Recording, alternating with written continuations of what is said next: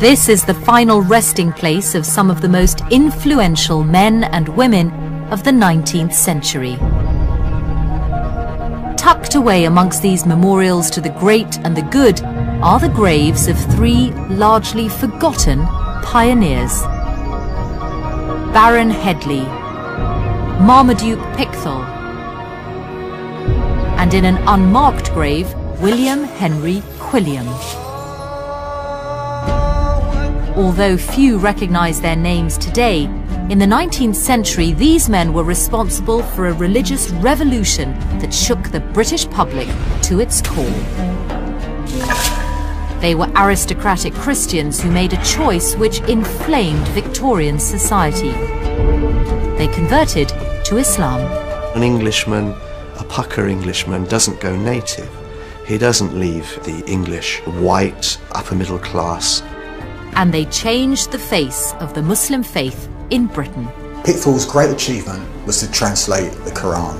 It has been perhaps the most important translation of the Quran into English that there ever has been.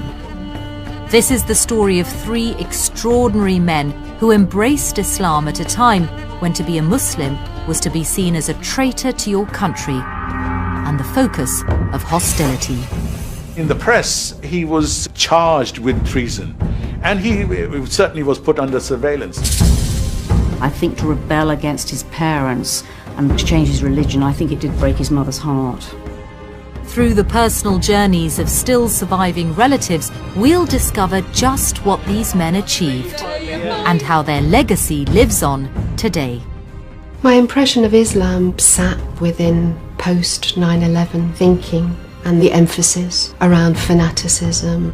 But finding out about Marmaduke changed all that. Suddenly, Islam became so much more. So just what did these Victorian pioneers do to make Islam more acceptable to a society that condemned it?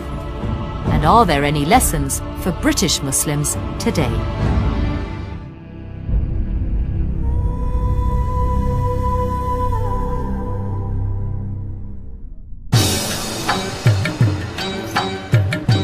Liverpool. Today it's home to nearly 25,000 Muslims. This is the city's largest mosque. Built in 1965, it would appear that this Muslim community is relatively new to the city. But far from it. A century ago, Liverpool was a flourishing port, and Muslim sailors from India and the Far East would have been regular visitors. In fact, just 3 miles from today's thriving mosque, there are traces of an entire hidden history of Islam in Britain. Echoes of a community that faced many of the same problems as Muslims today, and which may hold some of the solutions. This rather faded terraced house in a Liverpool suburb is where this forgotten story of Islam begins. Although it doesn't look much now, in the 19th century, this was the first mosque in England. In 1889, the house was bought by a man named Abdullah Henry Quilliam. Quilliam was a Victorian gentleman, but he was also a Muslim convert.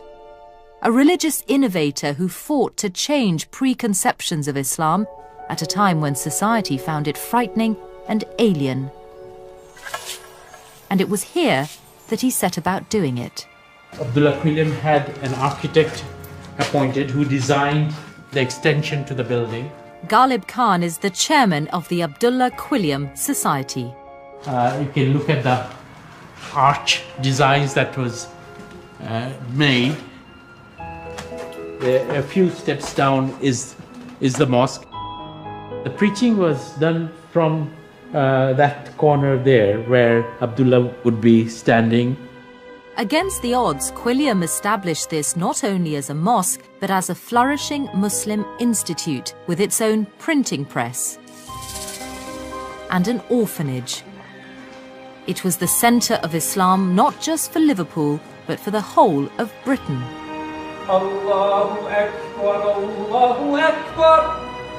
It's an achievement that some Muslims believe holds the key to the future of British Islam.